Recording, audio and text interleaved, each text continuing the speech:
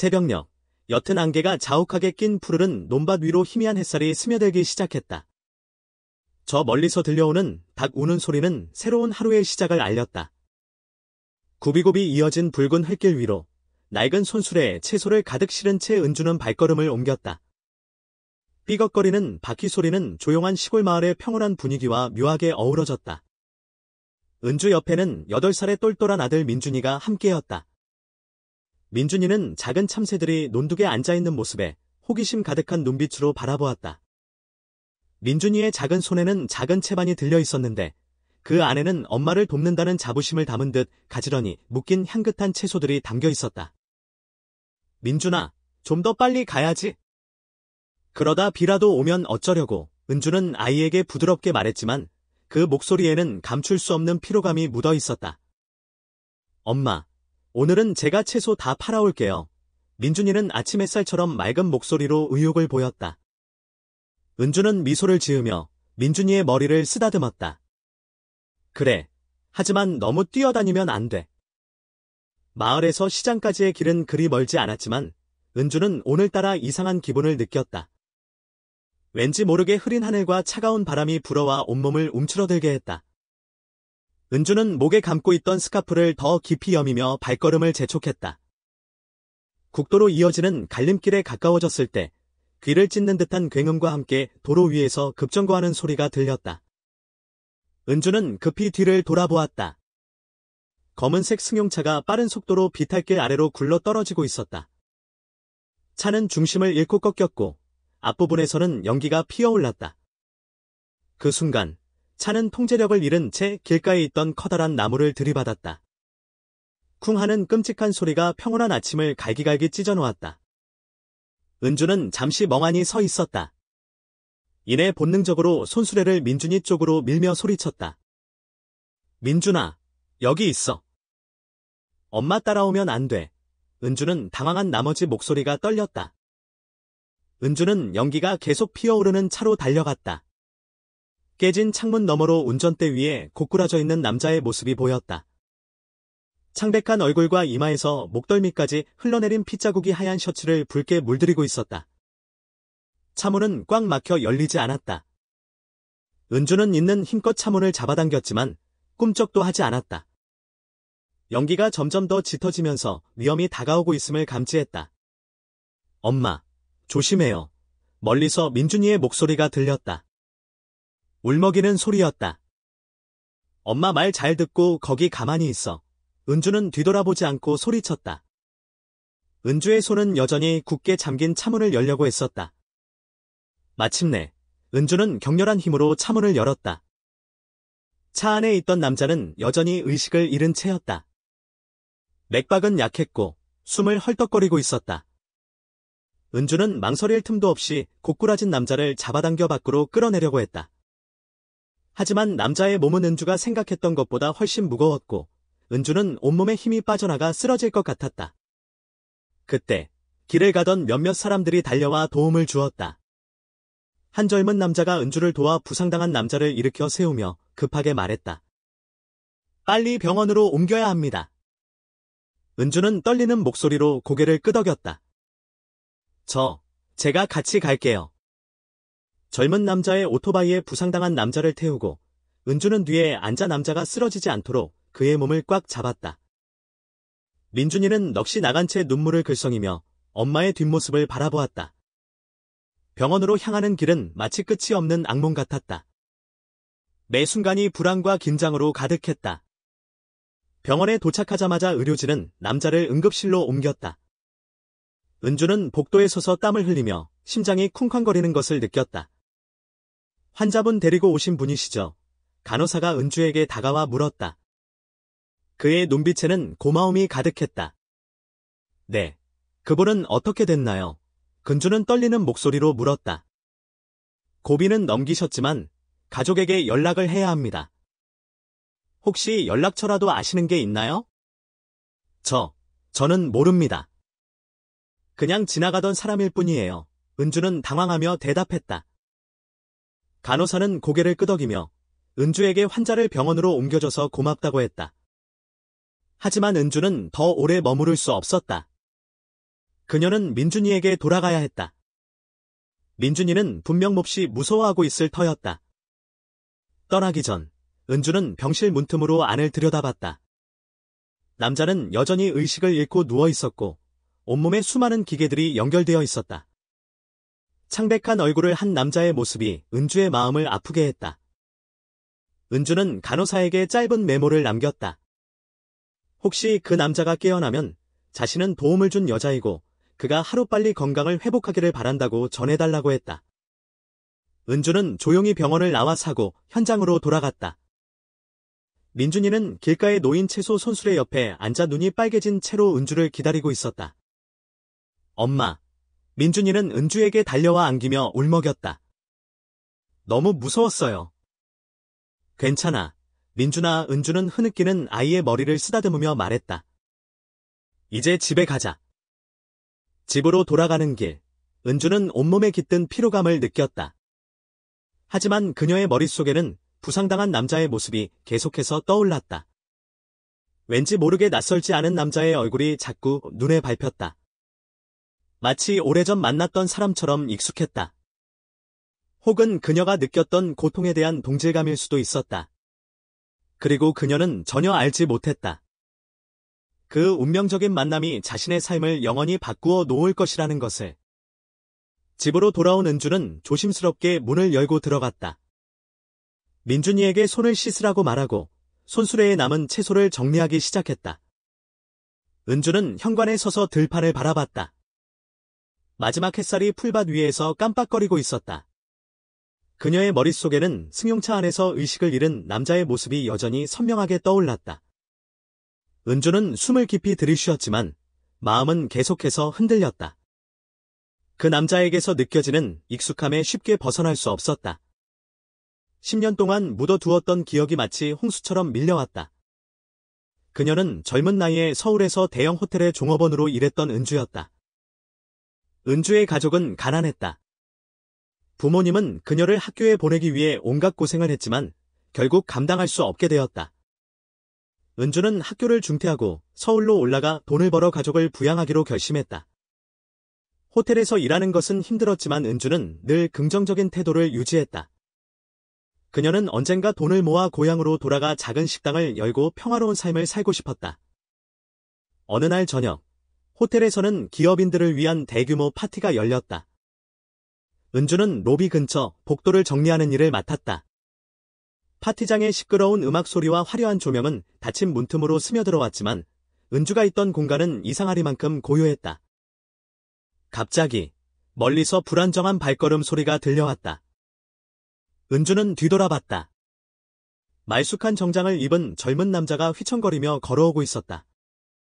마치 술에 취한 듯 비틀거렸다. 은주는 가까이 다가가 그를 도우려고 했다. 하지만 가까이 다가가자 남자의 얼굴은 창백했고 눈은 흐릿하게 풀려 있었다. 그는 술에 취한 게 아니라 약물에 취한 것이었다. 괜찮으세요? 은주는 걱정스러운 목소리로 물었지만 남자는 아무 대답도 하지 못했다. 그는 은주의 어깨를 붙잡으려다가 그대로 복도에 쓰러졌다. 은주는 당황해서 주변을 둘러봤지만 도움을 요청할 사람이 보이지 않았다. 은주는 힘겹게 남자를 일으켜 세워 근처 빈 방으로 데려갔다. 남자를 침대에 눕힌 은주는 급히 맥박과 호흡을 확인했다. 그의 몸은 불덩이처럼 뜨거웠고 식은 땀을 뻘뻘 흘렸으며 호흡은 가빴다. 은주는 응급구조대에 전화를 걸어야 한다는 생각이 들었다. 하지만 이내 망설였다. 경찰이 오면 이 사건은 큰 스캔들이 될 것이고 성공한 사업가인 남자의 명성에 흠집이 날 것이기 때문이었다. 은주는 남자를 돕기 위해 옆에 있기로 결심했다. 그녀는 물수건으로 남자의 얼굴을 닦으며 그가 깨어나기를 바랐다. 하지만 남자는 오히려 은주의 손을 꽉 잡았다. 흐릿한 눈으로 애원했다. 저를 버리지 마세요. 제발. 은주는 어찌할 바를 몰랐다. 그녀는 남자를 옆에서 지켜보며 안정을 시키는 것밖에 할 수 있는 일이 없었다. 하지만 약에 취한 남자는 제정신을 유지하지 못하고 예상치 못한 행동을 하게 되었고 다음 날 아침 은주는 호텔 창고 구석에 주저앉아 눈물을 흘리고 있었다. 그녀는 무슨 일이 일어났는지 믿을 수 없었다. 하지만 무엇보다 이 일을 누구에게도 말할 수 없다는 것을 알았다. 그녀는 한낱 작은 종업원일 뿐이었고 아무도 그녀를 믿어주지 않을 것이었다. 몇 주 후, 은주는 임신 사실을 알게 되었다. 그녀는 그날 밤 남자를 찾기 위해 온갖 노력을 기울였지만 희미하게 들었던 현우라는 이름 외에는 아무런 정보를 찾을 수 없었다. 배가 점점 불러오자 은주는 가족에게 사실을 말해야 했다. 하지만 부모님은 은주를 이해해주는 대신 집안을 망신시켰다며 냉담하게 대했다. 이웃들은 수군거렸고 은주가 길을 나설 때마다 경멸의 눈빛을 보냈다. 압박감을 견디지 못한 은주는 고향을 떠났다. 그녀는 배 속에 아이를 품은 채로 낯선 시골 마을로 향했다. 그곳에서 은주는 모든 것을 처음부터 다시 시작했다. 비록 힘들었지만 은주는 아들을 낳고 키우기 위해 모든 노력을 다했다. 민준이의 목소리가 은주를 기억의 세계에서 끌어냈다. 엄마, 밥 다 됐어요? 배고파요. 다 됐어. 엄마가 다시 데워줄게. 은주는 평정을 되찾으려 애쓰며 대답했다. 저녁 식사 시간 내내 민준이는 길에서 본 것들을 조잘거렸지만 은주는 억지 미소를 지을 뿐이었다. 은주의 마음은 여전히 오늘 아침 그녀가 구했던 남자, 현우의 모습으로 가득 차 있었다. 그녀의 머릿속에는 끊임없이 의문이 떠올랐다. 그가 혹시 자신을 기억할까? 운명이 자신을 다시 그와 마주하게 만들까? 은주는 모든 것이 다 지나갈 것이라고 자신을 다독였다. 하지만 그녀는 현우를 다시 만난 순간부터 그녀와 아들의 평온한 삶은 이전과 같지 않을 것이라는 것을 본능적으로 알고 있었다. 사고 이후 일주일, 은주의 삶은 겉으로는 다시 평범해진 듯했다. 매일 아침 은주는 민준이와 함께 채소, 손수레를 끌고 시장으로 향했고 익숙한 일상을 이어갔다. 하지만 마음속 깊은 곳에서는 불안감과 모호한 걱정이 계속해서 그녀를 괴롭혔다. 병원에서 현우는 고비를 넘겼다. 이마와 몸에 있던 상처는 점점 나아지고 있었지만 그의 마음은 왠지 모르게 익숙한 여자의 걱정스러운 눈빛에 괴로워하고 있었다. 그는 사고 당시 의식을 잃어가면서 누군가가 자신을 차에서 끌어내려고 했었고 따뜻한 목소리로 그에게 용기를 주었던 기억이 어렴풋이 떠올랐다. 포기하지 말아요. 현우는 자신을 구해준 사람을 꼭 찾기로 결심했다. 그는 이 은혜를 비밀로 묻어둘 수 없다고 생각했다. 퇴원 후, 그는 비서인 형진에게 자신을 구해준 여자를 찾아달라고 부탁했다. 그녀가 혹시 이름을 남겼습니까? 현우가 물었다. 아니요, 회장님. 그녀는 당신이 빨리 건강을 회복하기를 바란다는 메모만 남겼습니다. 현우는 생각에 잠겼다. 그 여자는 누구였을까? 왜 그녀의 목소리와 눈빛은 왠지 모르게 그에게 친숙하게 느껴질까? 형제는 조사를 계속했다. 몇몇 증인의 도움을 받아 그는 그 여자가 국도 주변 작은 마을에 사는 싱글맘이라는 단서를 찾아냈다. 형제는 빠르게 정보를 수집하여 현우에게 보고했다. 어느 날 아침, 은주가 시장에서 채소를 정리하고 있을 때 갑자기 그녀의 좌판 옆에 승용차 한 대가 멈춰 섰다. 고개를 들어보니 번쩍거리는 검은색 승용차에서 현우가 내리는 모습이 보였다. 현우는 천천히 은주에게 다가왔다. 은주는 심장이 멎는 듯한 느낌을 받았다. 은주는 고개를 숙이며 최대한 침착함을 유지하려고 노력했지만 채소를 만지작거리는 손은 떨리고 있었다. 안녕하세요. 은주씨. 현우는 차분하고 정중한 목소리로 말했다. 저를 구해준 분이 맞으시죠? 별일 아니에요. 신경 쓰실 필요 없어요. 은주는 최대한 냉담한 태도를 보이려 애썼다. 현우는 은주를 유심히 바라보았다. 그녀의 얼굴은 수척했지만 눈빛은 왠지 모르게 익숙했다. 그의 머릿속에는 과거 어딘가에서 보았던 눈빛의 흐릿한 모습이 떠올랐다. 하지만 도저히 기억해낼 수 없었다. 어쨌든 당신에게 감사하고 싶습니다. 현우는 긴장된 분위기를 누그러뜨리려고 노력했다. 그리고 봉투를 내밀었지만 은주는 곧바로 고개를 저었다. 괜찮아요. 저는 그냥 해야 할 일을 했을 뿐이에요. 은주는 빠르게 말했다. 현우는 당황했다. 그는 어떻게 해야 할지 몰랐다. 그는 고개를 끄덕이며 봉투를 다시 주머니에 넣었지만 눈은 여전히 은주에게서 떠나지 않았다. 그 순간 민준이가 멀리서 달려왔다. 똘망똘망한 눈빛으로 웃으며 엄마, 저 채소 다 팔았어요. 라고 말했다. 현우는 민준이를 바라보았다. 그 아이의 미소, 빛나는 눈, 천진난만한 모습은 현우에게 뭔가 이상한 느낌을 불러일으켰다. 은주는 현우가 민준이를 바라보는 모습에 몸이 굳어졌다. 민준아, 이리 와. 그녀는 다급한 목소리로 말하며 아이를 끌어안았다. 당신 아들인가요? 현우는 여전히 민준이를 바라보며 물었다. 네, 제 아들이에요. 은주는 짧게 대답했다. 현우는 잠시 아무 말 없이 서 있었고 눈빛은 알 수 없는 생각으로 가득 차 있었다.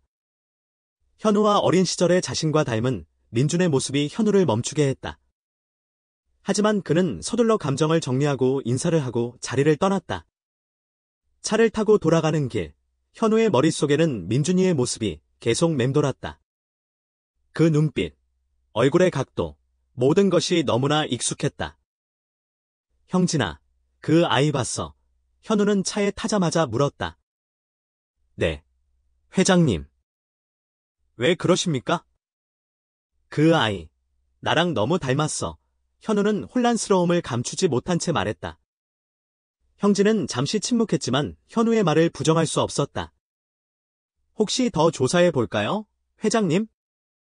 그래, 그렇게 해. 현우는 차창 밖을 응시하며 대답했다. 만남 이후 은주는 불안한 마음으로 집에 돌아왔다.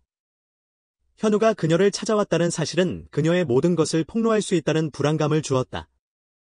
민준이는 옆에서 엄마, 저 아저씨는 누구예요? 왜 그렇게 저를 빤히 봤어요? 라며 호기심 가득한 눈으로 물었다. 별거 아니야. 그냥 엄마를 예전에 도왔던 사람일 뿐이야. 은주는 최대한 평온한 목소리로 대답하려고 했었다. 하지만 그녀의 마음속에서는 그럴 수 없었다. 그 불안감 때문에 그녀는 밤에 잠을 제대로 잘 수 없었다. 며칠 후, 형진으로부터 조사 결과가 현우에게 전달되었다. 은주가 마을에 은둔하며 살고 있는 싱글맘이며 현우와는 아무런 관련이 없다는 것이었다. 하지만 현우는 민준이 8년 전에 태어났으며 그 시기가 현우에게 중요한 사건에 대한 흐릿한 기억이 떠오른 시점과 일치한다는 사실을 알게 되었다. 의심은 점점 커졌고 현우는 행동하기로 결심했다. 그는 몰래 민준이의 개인 물품 중 하나인 은주가 채소 바구니에 넣어두었던 손수건을 가져다가 DNA 검사를 의뢰했다. 결과를 받은 현우는 종이를 바라보며 심장이 멎는 듯한 느낌을 받았다. 민준은 그의 친아들이었다. 현우는 충격에 휩싸였다. 혼란과 죄책감이 그의 마음을 가득 채웠다. 지난 몇 년 동안 자신이 알지 못했던 아들이 있었다는 사실에 도저히 믿을 수 없었다. 은주야. 현우는 속으로 은주의 이름을 불렀다. 그의 마음은 혼란으로 가득 차 있었다. 그는 은주를 다시 만나야 했다. 이번에는 단순한 감사 이상의 의미를 담고 있었다. 그녀에게 8년 동안 숨겨졌던 진실을 되돌려줘야 했다. 어느덧 저녁 무렵, 갑자기 비가 쏟아지면서 마을길은 진흙탕으로 변해 있었다. 은주는 작은 집에서 낡은 민준이의 옷을 꿰매고 있었다.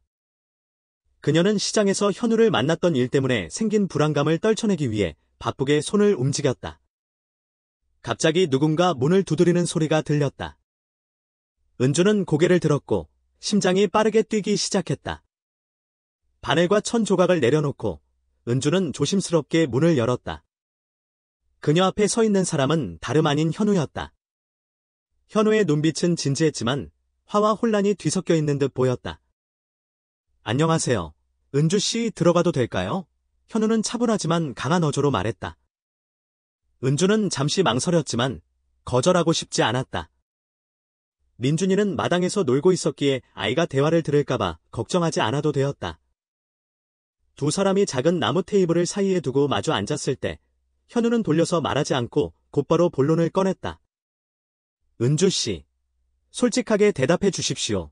민준이는 내 아들이 맞습니까? 은주는 당황해서 테이블볼을 움켜잡았다. 왜 갑자기 그런 질문을 하시죠? 단도직입적으로 말하겠습니다. 현우는 자신의 재킷 안주머니에서 DNA 검사 결과를 꺼내 테이블 위에 올려놓았다. 이것이 증거입니다. 그 아이는 내 아들이고 나는 진실을 알고 싶습니다. 은주는 그 검사 결과를 바라보며 시선을 피했다. 그녀는 마치 자신의 모든 노력이 순식간에 무너지는 듯한 느낌을 받았다. 네, 민준이는 당신 아들이 맞아요. 은주는 떨리는 목소리로 대답했지만 눈빛은 굳건했다. 하지만 나는 혼자서 아이를 키웠고 당신은 이 아이의 존재조차 몰랐으며 당신에게 아이에 대한 권리는 없어요. 현우는 의자에 등을 기대 앉았다. 그는 차분한 목소리로 말했다.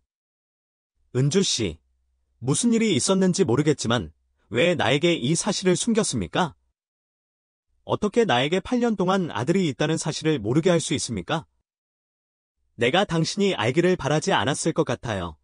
은주는 격앙된 목소리로 말했다. 난 당신을 찾으려고 했어요. 하지만 나는 연락할 방법을 몰랐어요. 당신은 그날 밤에 대해 아무것도 기억하지 못하겠지만 나는 모든 것을 기억해요. 은주는 숨을 들이쉬고 말을 이었다. 당시 병원 복도에서 그를 구해냈던 일부터 다음날 아침 그녀가 무서움에 떨며 집으로 돌아왔던 일들을 자세히 이야기했다. 당신은 모를 거예요. 은주는 격앙된 목소리로 말을 이었다. 임신 사실을 알았을 때 내가 얼마나 두려웠는지.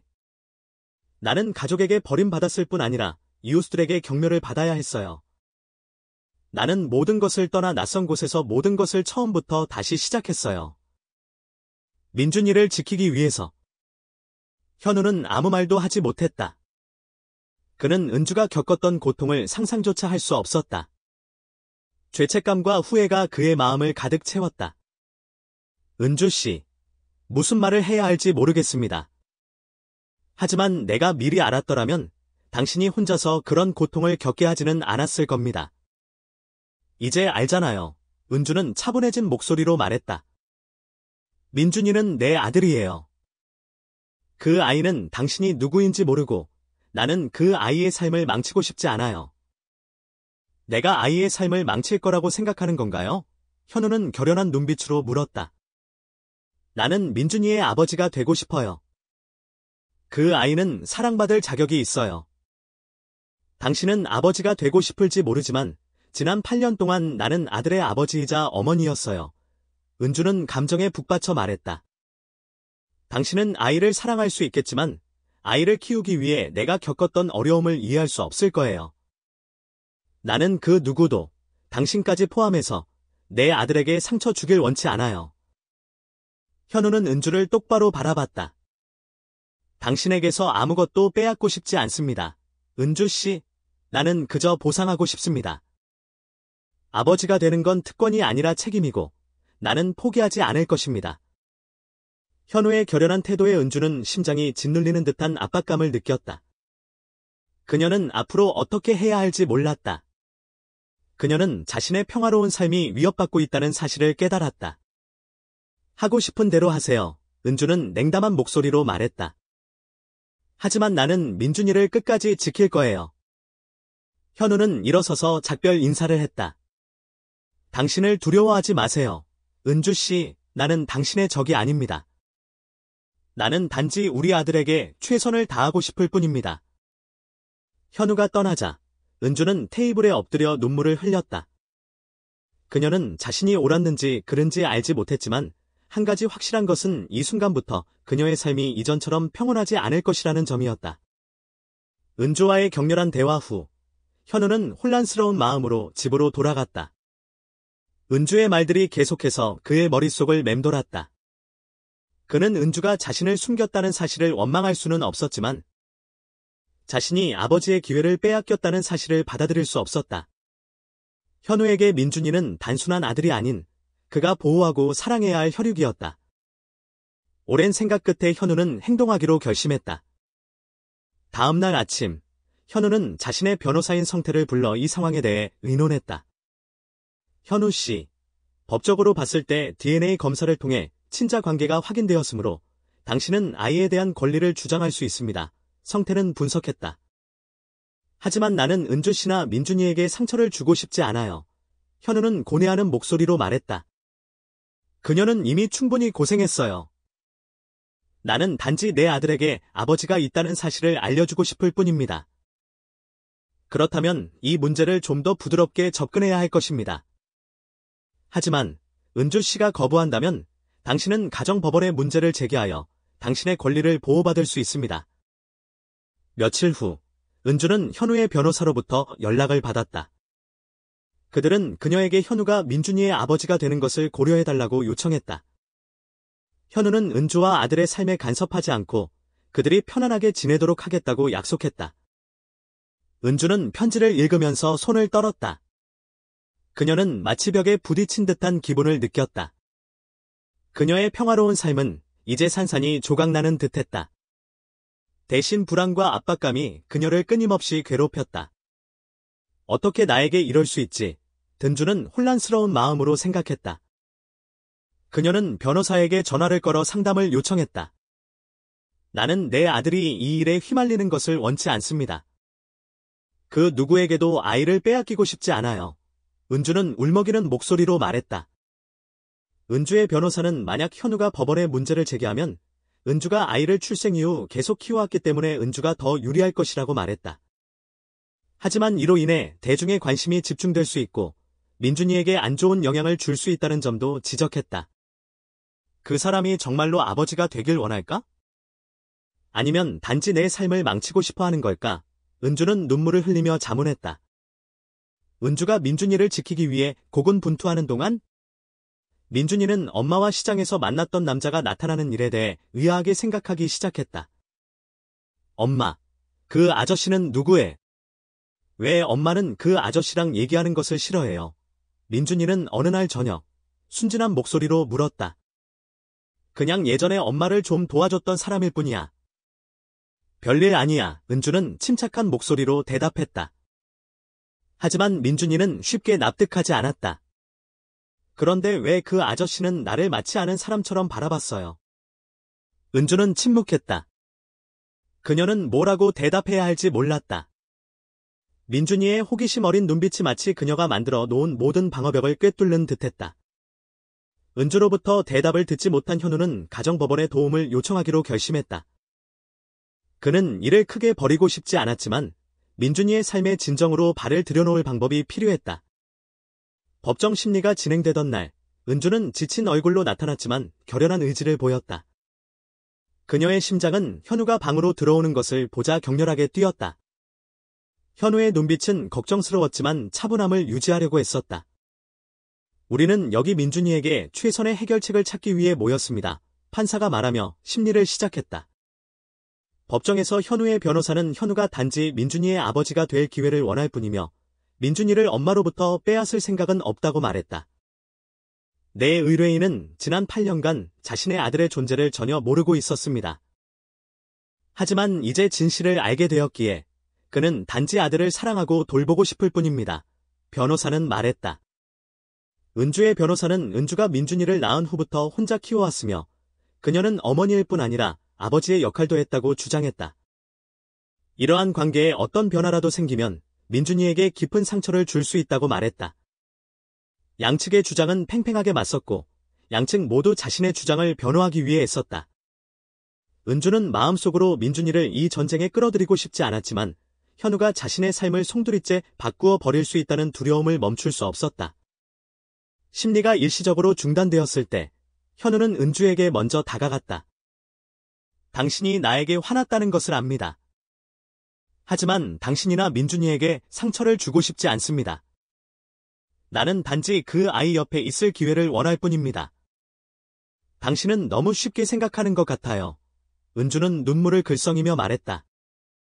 당신은 내가 무슨 일을 겪었는지 모를 거예요. 민준이는 내 전부예요. 나는 당신이 와서 우리 모든 것을 망치게 둘 수 없어요. 현우는 은주를 바라봤다. 그의 마음은 죄책감과 고통으로 가득 차 있었다. 당신에게서 아이를 빼앗고 싶지 않아요. 나는 그저 아들에게 사랑하는 아버지가 있다는 것을 알려주고 싶을 뿐이에요. 여전히 화가 나고 불안했지만 현우의 말은 은주의 마음을 갈등하게 만들었다. 민준이는 진실을 알 권리가 있었고 은주는 현우가 진심으로 아들을 사랑한다는 것을 알았다. 그날 밤, 민준이 자는 모습을 보면서 은주는 고민했다. 그녀는 과거에 혼자서 고통을 감내했던 시간들을 떠올렸고, 지금 민준이가 피할 수 있는 부족함 속에서 자라게 하고 싶지 않았다. 하지만 그녀는 여전히 두려웠다. 과거의 고통이 다시 돌아올까봐, 그리고 현우의 출연이 아들에게 더 큰 상처를 줄까봐, 은주와 현우가 법적 공방과 내면의 갈등으로 힘겨워하는 동안, 현우의 과거에서 검은 그림자가 다시 나타났다. 10년 전 현우에게 상처를 입혔던 지혜가 갑자기 그를 찾아온 것이다. 지혜는 더 이상 옛날처럼 화려하지 않았지만, 날카로운 눈빛과 계산적인 미소는 여전했다. 그녀는 현우에게 아무런 예고 없이 나타나 값비싼 가방을 들고 있었지만 그 안에는 은밀한 음모가 숨겨져 있었다. 잘 지내셨어요, 현우 씨. 지혜는 가벼운 어조로 말했다. 정말 오랜만이네요. 현우는 깜짝 놀라며 눈살을 찌푸렸다. 당신 여기서 뭐 하는 겁니까? 지혜는 희미하게 웃으며 말했다. 어머, 너무 냉담한데요? 우리는 한때 아름다운 추억을 함께 했잖아요. 벌써 잊은 거예요? 당신과 할 이야기는 없습니다. 현우는 자리에서 일어나 방을 나서려 했다. 하지만 그가 나가기 전에 지혜는 가방에서 서류 뭉치를 꺼내 테이블 위에 올려놓았다. 이거 보시기 전에는 가지 않으실 거예요. 서류에는 은주와 민준이에 대한 사진과 정보가 들어 있었다. 지혜는 몰래 그들의 정보를 수집한 것이다. 지혜는 은주와 현우 사이에 있는 법적 분쟁을 알고 있었고, 이 상황을 이용하여 돈을 뜯어내려고 했다. 당신이 아이를 찾고 있다는 것을 알고 있어요. 지혜는 말했다. 하지만 당신과 은주 사이에 있는 모든 일들이 세상에 드러나면 당신뿐만 아니라 엄마와 아이 모두에게 큰 피해가 갈 수 있다는 걸 아시겠죠? 지금 나를 협박하는 건가? 현우가 물었다. 그의 목소리는 분노로 가득 차 있었다. 협박이라고 하지 마세요. 그저 경고일 뿐이에요. 지혜는 대답했다. 당신이 이 일이 언론이나 당신의 경쟁사들에게 알려지기를 원치 않는다면 우리 거래를 할 수 있어요. 당신이 원하는 게 뭐지? 현우는 얼음처럼 차가운 목소리로 물었다.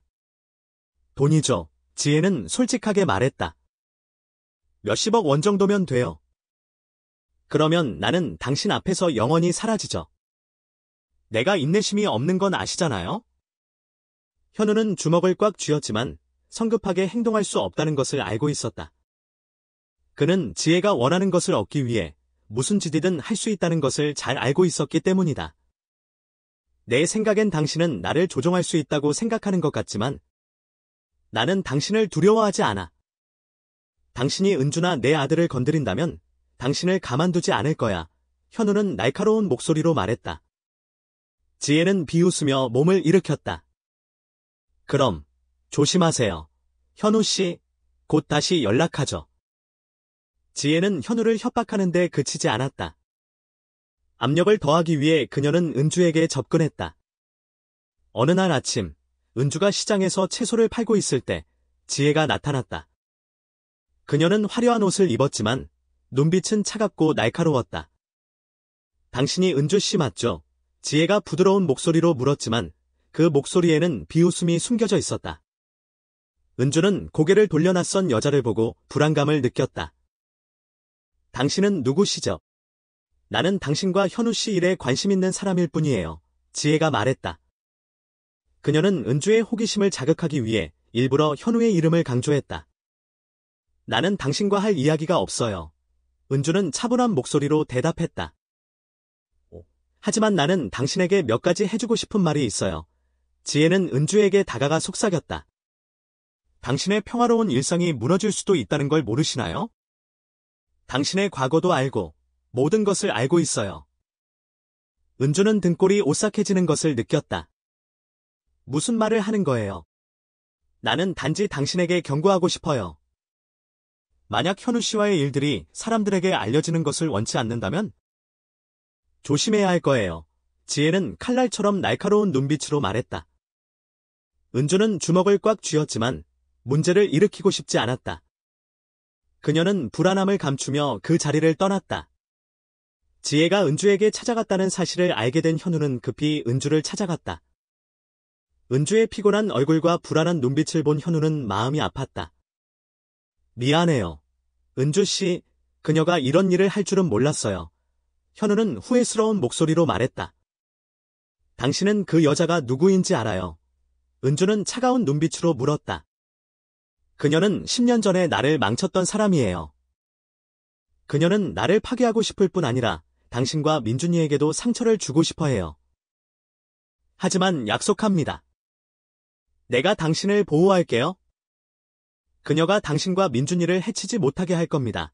현우는 결연한 눈빛으로 말했다. 은주는 원치 않게 현우의 말에 안도감을 느꼈지만 여전히 거리를 두며 말했다. 나는 당신에게 보호받을 필요 없어요. 나는 민준이가 안전하기를 바랄 뿐이에요. 이해합니다. 그게 제가 원하는 것이기도 하니까요. 하지만 은주씨, 적어도 그녀에게 대항할 수 있게 내 옆에 있게 해주세요. 현우는 진심을 담아 말했다.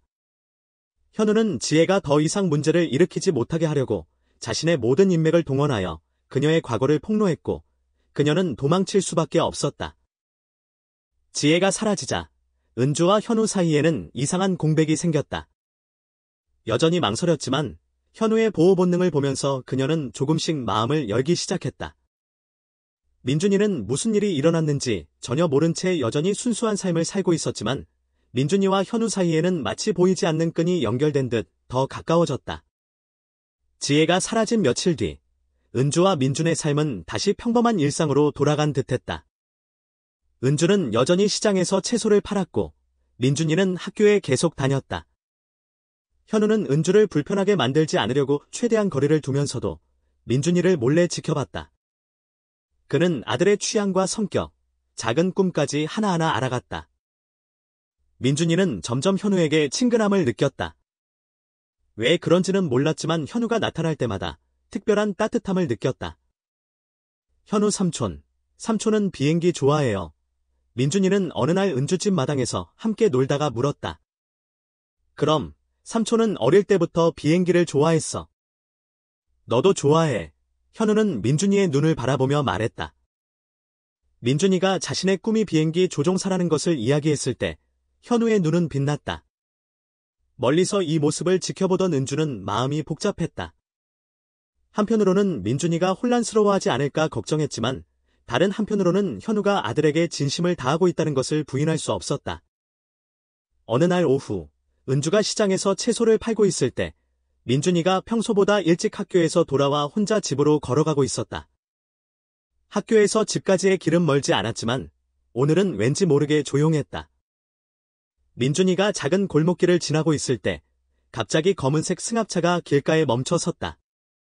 아이가 무슨 일인지 알아채기도 전에 복면을 쓴 남자가 튀어나와 민준이를 차 안으로 끌고 갔다.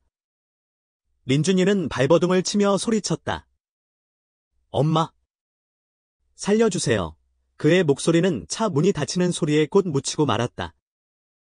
집에 도착한 은주는 민준이가 보이지 않자 불안감을 느꼈다. 처음에는 아이가 이웃집에서 놀고 있나 생각했지만 온 동네를 찾아봐도 아이를 찾을 수 없었다. 은주는 공포에 질려 눈물을 흘리며 현우에게 전화를 걸었다. 민준이가 사라졌어요.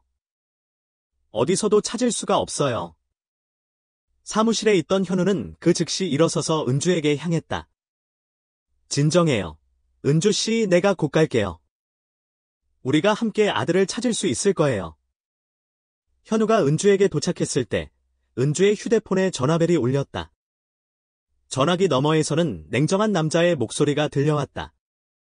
그 아이를 다시 보고 싶으면 20억 원을 준비해.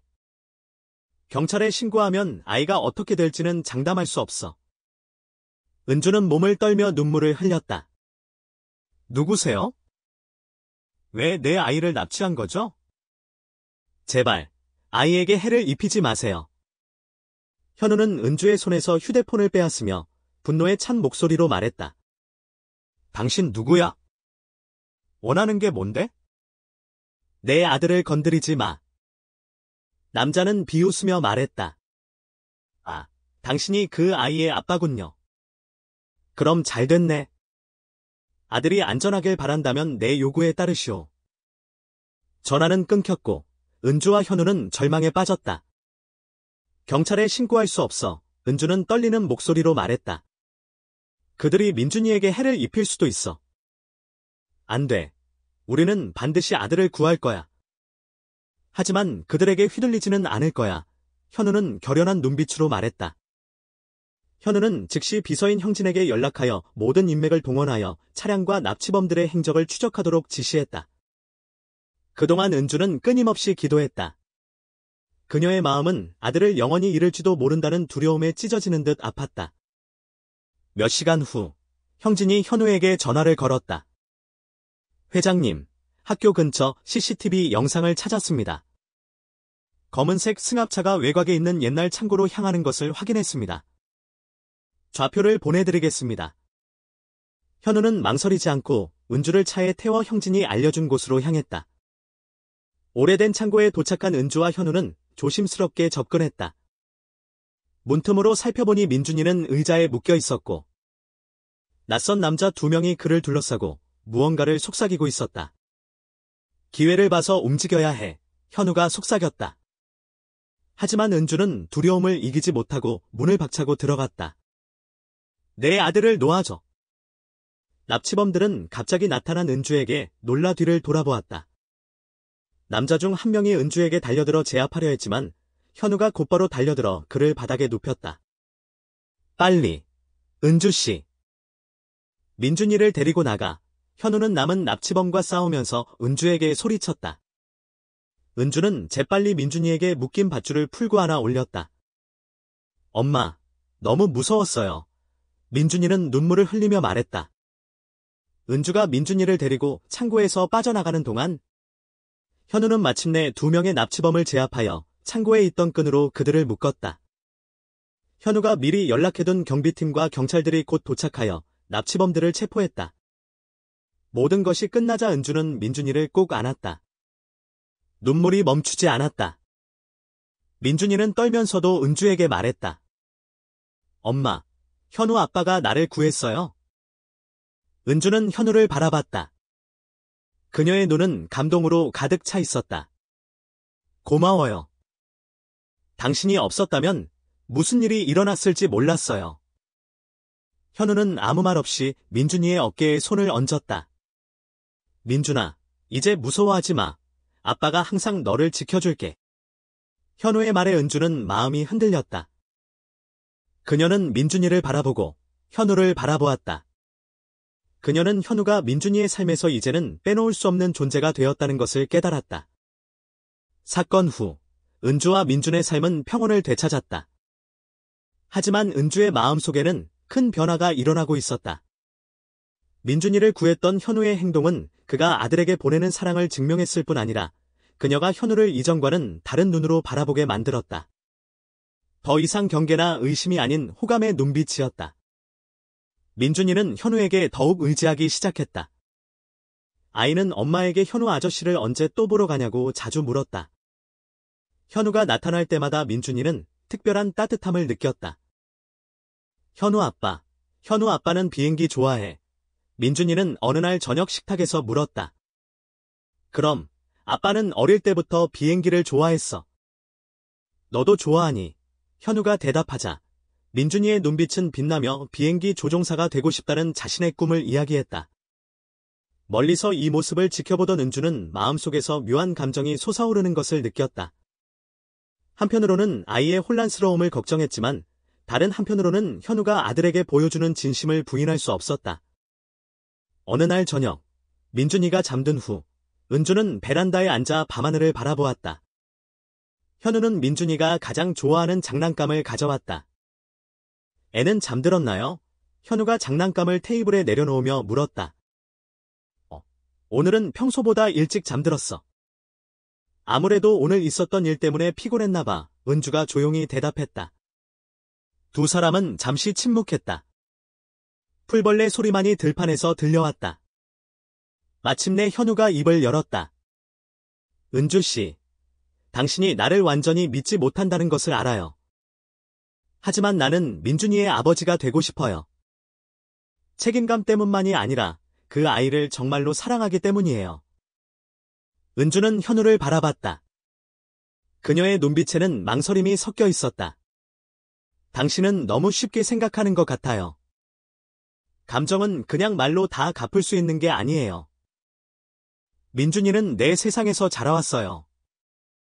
내가 혼자 겪어야 했던 모든 고통 속에서. 당신이 나타나서 그 애가 혼란스러워질까봐 두려워요. 당신은 더 이상 혼자서 모든 것을 짊어질 필요가 없어요. 현우는 진심을 담아 말했다.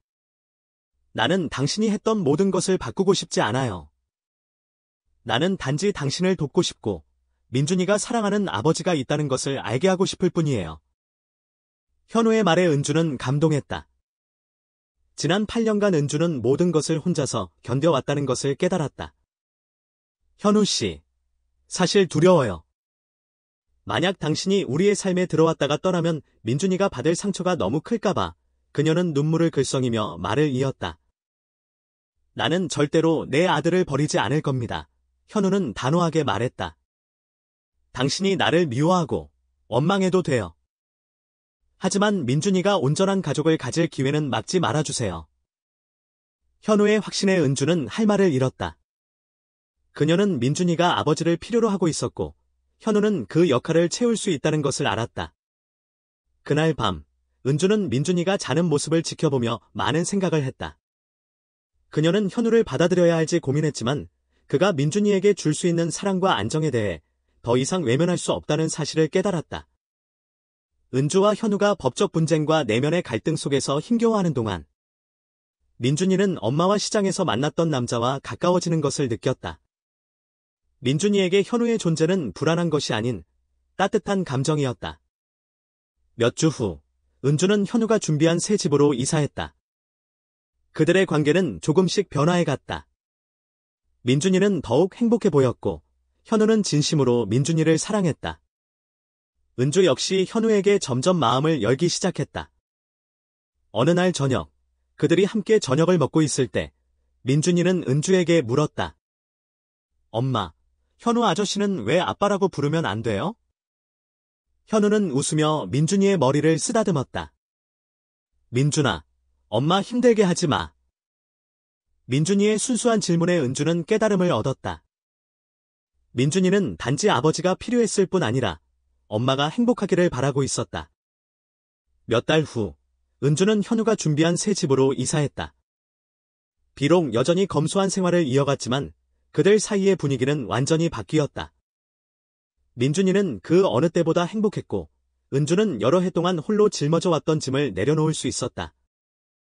어느 날 밤, 그들은 민준이가 그린 그림을 함께 봤다. 따뜻한 촛불 아래서 은주는 현우와 민준이를 바라보며 자신이 평생 얻을 수 없다고 생각했던 행복을 마음속 깊이 느꼈다. 시간이 흘러 은주와 민준, 현우는 어엿한 가족이 되었다. 민준이의 어린 시절은 기쁨으로 가득 차 있었고, 은주는 이제 현우와 함께 삶의 어려움을 함께 헤쳐나갔다. 밤이 되면 그들은 함께 모여 이야기를 나누거나 책을 읽었다. 민준이는 엄마를 도와 채소를 손질했고, 현우는 민준이가 좋아하는 음식을 만들어 주었다.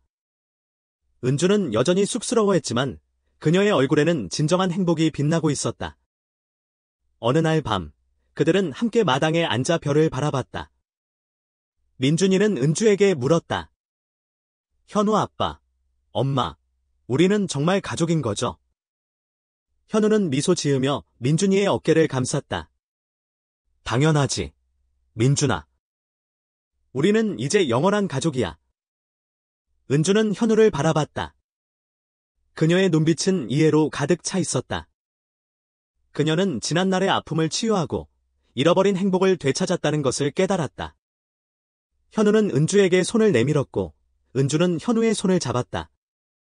그 순간 그들은 그들이 만들어낸 가족은 어떤 시련에도 흔들리지 않는 견고함이 있다는 것을 느꼈다. 그들의 이야기는 끝나지 않는 잔잔한 여운을 남긴 채 끝이 났다. 가족이란 무엇일까? 완벽하지 않을지라도 서로의 아픔을 이해하고 사랑으로 모든 것을 함께 헤쳐나가는 곳이 바로 가족이 아닐까?